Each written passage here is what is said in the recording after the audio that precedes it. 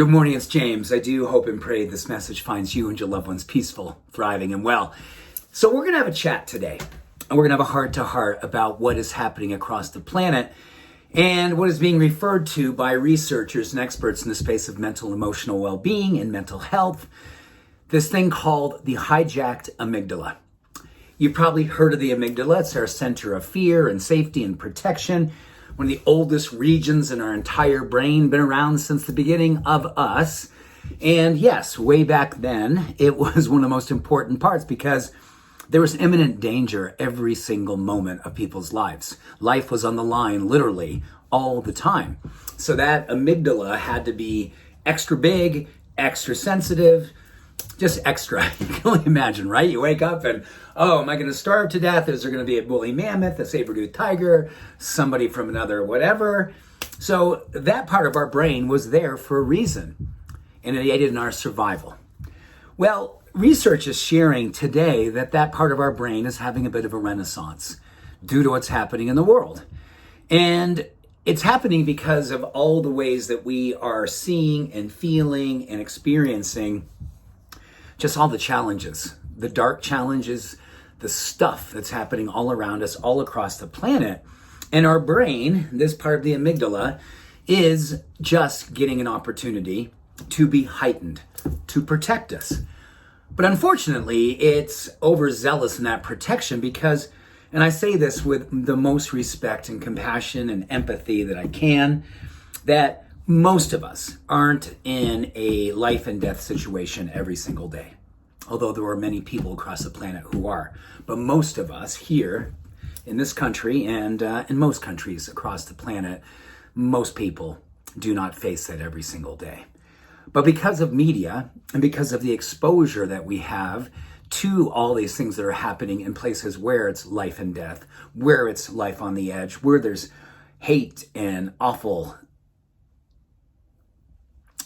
stuff happening, there is this tendency where the brain is picking up on all of these signals and acting like it's happening to us.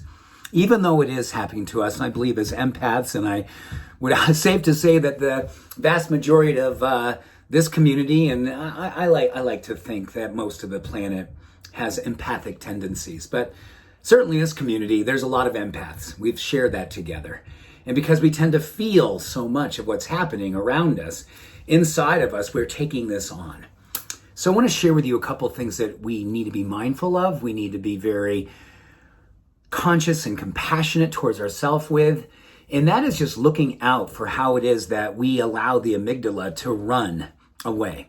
Literally hijack our consciousness, hijack our nervous system, hijack our chemistry, to lead us in places where we live all day long with our guard up, waiting for something bad to happen, thinking it's going to happen to us.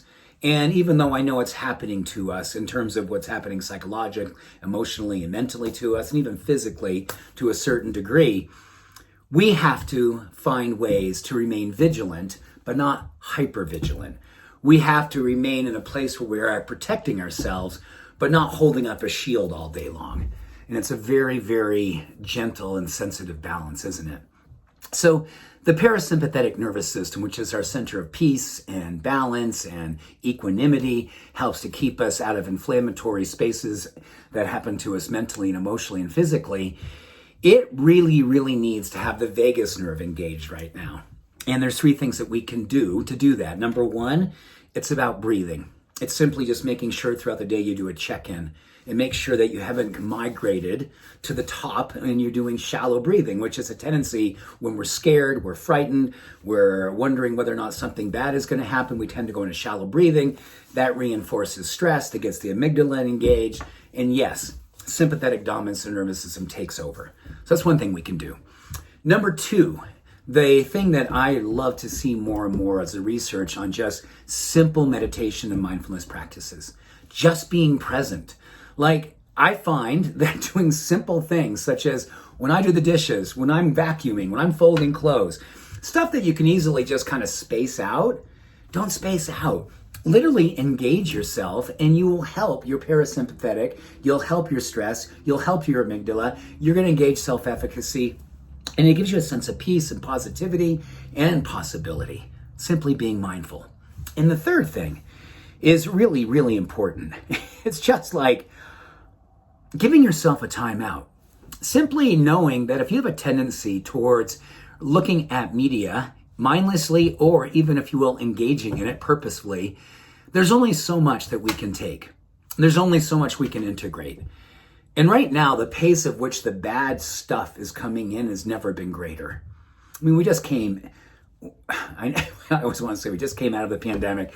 I know there are certain places around the world where there's still issues, but here in the United States, for the most part, we are on the other side of it, hopefully. And in that, but we've been in it for a few years. And then politically, we've been in a lot of stuff for years before that.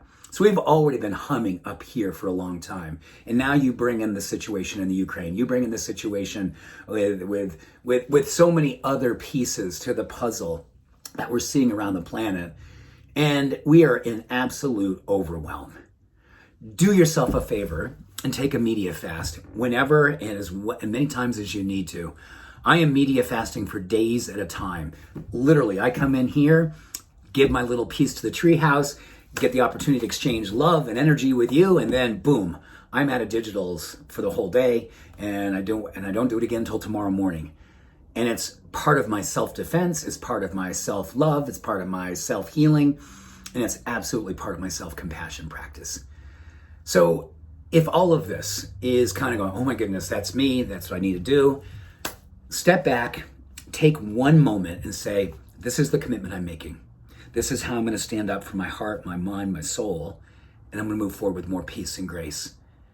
I'm going to give myself the opportunity to be that change that I need to see and be in the world right now. It starts with me. It starts with you. It's us doing this together. Thank you. Much love and every blessing. Have a beautiful day, a peaceful day. Bye for now.